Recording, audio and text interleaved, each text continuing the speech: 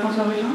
J'ai lu attentivement ton livre et j'ai trouvé qu'il y avait plein de choses qui donnaient envie d'agir et lutter, mais j'avais l'impression qu'il y avait un gros vide sur comment est-ce qu'on envisage, comme le disait Thomas Piketty, les relations au sein de l'Europe et même avec les autres pays. Enfin, ça va être très bien la lutte en France et si on arrive à obtenir plus de justice en France, c'est cool, mais comment est-ce qu'on va répondre aux enjeux environnementaux juste avec la France? C'est pas évident, on voit bien comment la COP, une espèce de vaste fumisterie. Je sais pas, j'ai aucune idée de quelles seraient les solutions, mais ça m'intéresserait d'avoir votre point de vue là-dessus. Est-ce qu'il y a moyen de recréer une Europe plus forte ou est-ce qu'il faut complètement faire quelque chose? Je sais pas. Donc, sur la question de l'Europe qui a été évoquée à la fin, je pense que ça fait partie du cœur du problème. Moi j'ai un peu essayé pendant la campagne de débattre. Moi, les moments les meilleurs souvenirs que j'ai de la campagne de 2017, c'est de débattre avec des responsables insoumis sur la question de l'Europe et essayer de voir si on peut arriver à converger sur un vrai plan A, c'est-à-dire une vraie autre Europe, à proposer aux pays qui le souhaiteront, qui seront forcément qu'un petit nombre de pays pour commencer, et peut-être même que ça prendra très longtemps avant de simplement convaincre la Belgique ou l'Espagne ou l'Italie ou l'Allemagne, c'est encore plus compliqué d'accepter, mais c'est important que ce soit posé sur la table, parce que si on ne fait pas une autre proposition sur une autre Europe, et qu'on se contente de dire on sort des traités existants, quelle est la différence avec ceux qui veulent juste sortir pour toujours et faire de la souveraineté nationale le seul horizon? Si on n'a pas un horizon internationaliste à proposer, qui sommes-nous? Enfin, on n'est plus nous-mêmes. Donc là, je pense que c'est très important de mettre sur la table un horizon internationaliste. Donc je rappelle les quelques éléments qu'on va essayer de poser sur la table qui sont 5% de la solution. Il reste 95% quand on met sur la table un nouveau traité pour organiser la relation entre les Européens. On prétendra, il reste 95% à remplir. Donc on peut balancer tous les articles, en regarder deux, mais au moins mettre quelque chose. Et donc le point de départ dans le projet qu'on a amélioré depuis, avec vraiment beaucoup de citoyens, beaucoup de personnes qui réfléchissent à l'Europe, c'est sur la question de la justice fiscale, d'avoir proposé. Le gros problème qu'on a actuellement, comme on sait, c'est la règle de l'unanimité en matière fiscale, qui fait que Luxembourg, avec moins de, c'est même pas moins de 1%, c'est moins de 0,1% de la population européenne. La population européenne, c'est 500 millions, le Luxembourg, c'est plus de 300 ou 400 000, donc c'est même pas 5 millions, ce qui serait 1%, c'est même pas 500 000, donc c'est moins de 0,1% de la population européenne a un droit de veto sur toute fiscalité commune. Donc en 1789, l'aristocratie, c'était 1% de la population, elle avait un droit de veto sur les impôts. Et à un moment, il a fallu dire non, on en sort de ça. Bon, là, et encore pire, c'est 0,1%. Donc on a créé un système institutionnel qui est une machine à fabriquer la concurrence de tous contre tous, la concurrence fiscale éternelle. Il faut en sortir. Donc la proposition qu'on a essayé de développer... Ouais. Vous voulez dire quand même que vous voulez s'en sortir. Alors qu'en Europe, pour changer quelque chose, il faut l'unanimité. Non, mais on peut pas. Le problème, c'est qu'on n'aura jamais l'unanimité. Ah ben non, mais ça, je suis d'accord qu'il ne faut pas attendre l'unanimité pour sortir de l'unanimité. On est d'accord. Alors je redis la solution, d'après moi, c'est de sortir d'un certain nombre de règles qui sont actuellement dans les traités européens, mais en même temps de proposer d'autres règles. Excusez-moi, c'est comment sortir? Puisque là, pour voter quelque chose, il faut l'unanimité. Non, mais alors je vais vous dire très clairement. Excusez-moi, je suis assez concret. Ah non, mais c'est super concret, je vais essayer de vous répondre tout aussi concrètement. Je prenais tout à l'heure l'exemple des traités sur la libre circulation des capitaux, qui effectivement, on dit, voilà, il y a un droit sacré à pouvoir transférer ces capitaux, on a fait fortune sur les infrastructures du pays, et maintenant, hop, vous pouvez sortir n'importe où et personne n'aura l'information. Ça, il faut en sortir unilatéralement. C'est-à-dire que ce n'est pas possible de continuer comme ça. Et ça, on va attendre. Si vous attendez que le Luxembourg et l'Irlande soient d'accord pour réécrire ce traité, vous ne le réécrirez. Donc, il faut en sortir. Je pense qu'il faut assumer, dans un certain nombre de cas, des sorties unilatérales de traités existants ou d'articles à l'intérieur de traités existants. Mais, et j'ajoute ce second point, si vous voulez le faire, il faut dans le même temps montrer que vous avez une autre proposition à faire, qui ne sera pas adoptée tout de suite, qui sera peut-être jamais adopté, dans le cas, le scénario le plus pessimiste, mais qui, je pense, permettra de montrer qu'il y a un autre horizon possible, et qui, pour finir, je pense que, vous savez, on ne peut pas faire l'Union européenne, la zone euro, sans la France. Donc je pense qu'à la fin des fins, il y aura des négociations, il y aura des compromis qui seront trouvés, et dans tous les cas, même si ça met très longtemps, et même si on n'y arrive pas tout de suite, je pense que c'est capital d'indiquer un horizon internationaliste. Parce que si on a à nouveau comme seul horizon juste la sortie et un repli sur l'État-nation, alors vraiment sur ce terrain-là, il y aura toujours des personnes qui seront beaucoup plus fortes sur ce terrain-là. Et puis c'est pas seulement pour le plaisir d'être plus fort que les autres, c'est juste que le repli sur l'État-nation, ça ne marche pas. Parce qu'en fait, chaque pays, qu'on soit gouverné par Mélenchon ou par Le Pen, un pays qui se replie sur lui-même se retrouve à la fin des fins à faire plus de dumping social, fiscal, environnemental qu'il le souhaiterait. Il est pris dans des logiques. Donc je pense qu'il faut indiquer cet horizon internationaliste. Donc je reprends ce que j'indiquais sur la justice fiscale.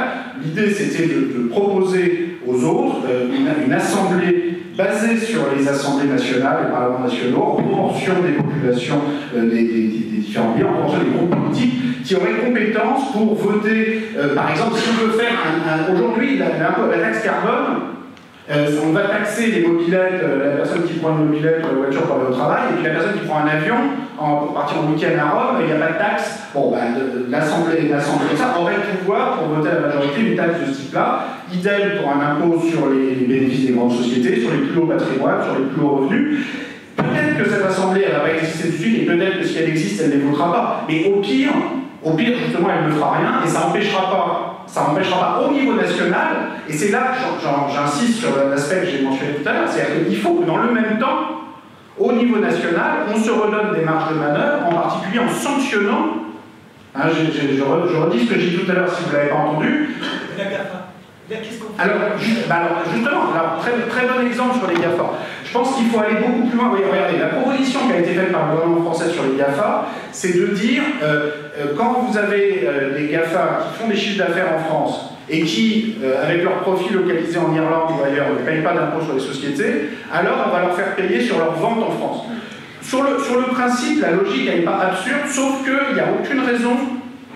Premièrement, il n'y a aucune raison de la limiter aux GAFA. C'est-à-dire, je pense qu'en fait, c'est l'ensemble des entreprises, quel que soit leur secteur d'activité, qu'elles soient dans l'énergie, dans l'automobile, dans l'électronique, qui vendent en France et qui, dans le pays où ils ont domicilié leur profit, ne payent pas le même taux qu'en France, eh bien, il faut faire payer en proportion de ce qu'ils importent, de ce qu'ils exportent en France, le manque à gagner qu'ils auraient dû payer. Et ça, c'est parfaitement possible de le décider et de l'appliquer comme ça. Alors, c'est vrai que c'est une violation des traités européens actuels, parce que ça peut être interprété comme une taxe sur les échanges, sur les importations. Avec quand même une différence. Alors, premièrement, il faut assumer parfois le fait de sortir du cadre actuel.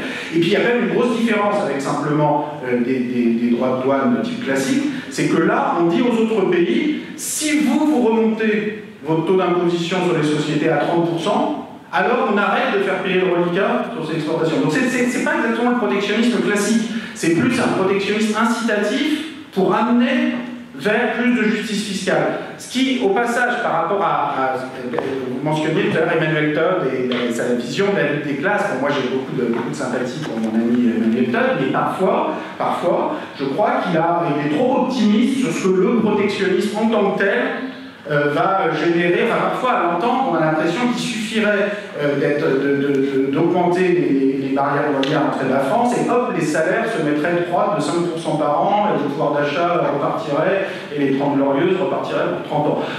J'y crois pas complètement. Et je pense qu'il y a un protectionnisme intelligent qui peut être parfois justifié. Il y a évidemment une taxe sur toutes les émissions carbone contenues dans les importations, donc ça c'est évident. Il y a aussi un protectionnisme incitatif pour essayer d'amener les pays à arrêter de faire du dumping fiscal. Donc il y a toutes ces formes-là, mais le message qui est le message sur lequel Emmanuel Todd insiste beaucoup actuellement, qui est le pouvoir d'achat en France s'effondre et on pourrait repartir à la hausse simplement grâce au protectionnisme. Je pense que là on sème en partie un faux espoir. Ensuite, sur l'aspect international, qui, il faut l'admettre, l'aspect où je ne suis pas le plus à l'aise. Pour moi, la première erreur de François Hollande en 2012, c'est que son premier geste de politique internationale est de donner une interview à la chaîne de télévision privée grecque en disant « Votez bien, ne votez pas Syriza ». Et de fait, Syriza va perdre en 2012. Normalement, un dirigeant socialiste conséquent et qui prétend transformer l'Europe, j'y crois pas. Moi, j'y crois pas. Mais on peut en discuter. Mais enfin, le gars qui y croit, il se dit, je vais aller chercher des alliés dans le maximum de pays européens pour construire un rapport de force et transformer cette Europe.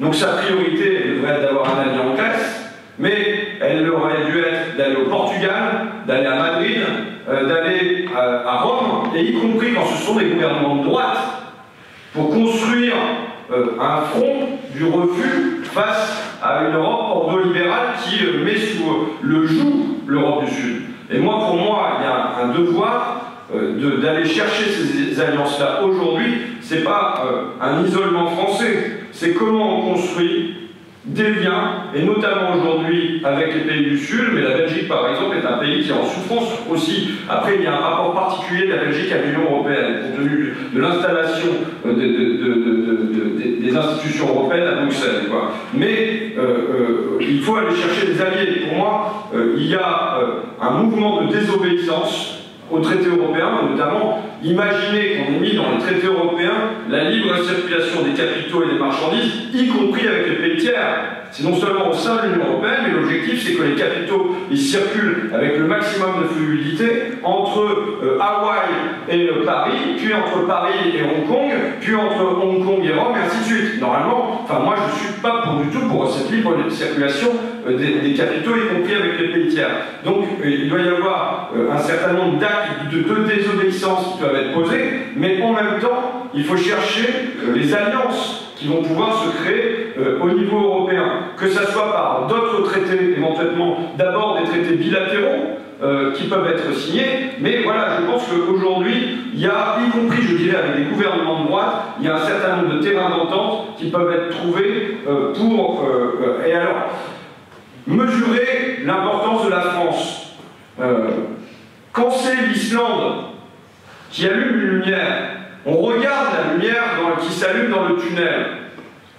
Quand elle vient d'autres pays d'Amérique du Sud, on regarde ce qui peut s'inventer là-bas. Mais si c'est la France, 6e puissance capitaliste mondiale, qui met en place des mesures de redistribution, d'avancée écologique, ça rouvre l'imaginaire politique, pas seulement au niveau européen, mais au niveau mondial. C'est une lumière qui s'allume dans le tunnel, et elle sera regardée. Et on ne peut pas attendre. Et c'est là où, en fait, je pense que le cœur de la réflexion d'Emmanuel Todd, même s'il n'énonce pas toujours de cette manière-là, est une question sur, quelque part, le dumping démocratique qui est fait.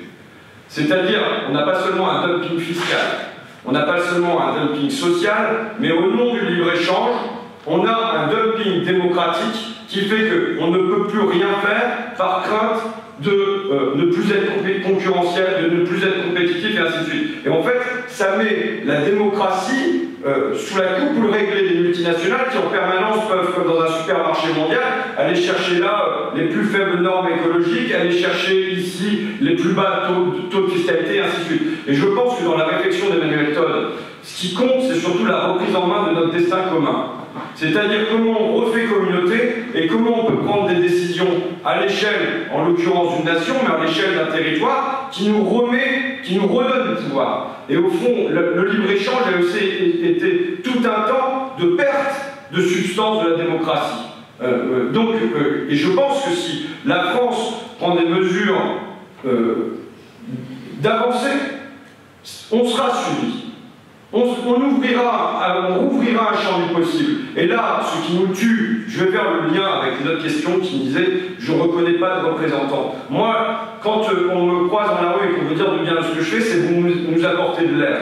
Votre manière de faire, elle apporte de l'oxygène, votre manière de parler, ainsi de suite. Aujourd'hui, on meurt d'étouffement. On meurt d'étouffement de l'imaginaire politique au niveau national, mais on meurt d'étouffement de l'imaginaire politique au niveau international. Et il est évident que, quelles que soient les limites qui soient rencontrées par un pouvoir qui viendrait remettre la main à la pâte du côté du progrès social, fiscal, environnemental, sans doute avec des limites, mais il est évident que ça serait un tremblement de terre mondial que ça se produise dans notre pays. Et ça rouvrirait l'imaginaire politique, et ça veut dire que tout le désespoir, toute la résignation, tout le dégoût qui aujourd'hui va chercher refuge dans des solutions de repli nationaliste, nous lui ouvrions une brèche progressiste. Et je crois que, voilà, et si ça se passe, je le dis pour la France, mais si ça se passait en Espagne, si ça se passait en Grande-Bretagne, c'est pas par chauvinisme que je le dis, mais je le dis que si un grand pays développé rouvre une brèche dans l'ordre libéral mondial et qui est une brèche progressiste, c'est un coup de tonnerre et c'est une bouffée d'oxygène pour la planète entière. Ben, sur ce mot d'espoir. Arriver en premier est une priorité. Un passage sans issue, juste pour que ces messieurs trouvent le salut. Affirmer le contraire, c'est un retour aux prières. Souveraineté populaire, insoumis sur la voie de l'UPR. Frexit, unité collective.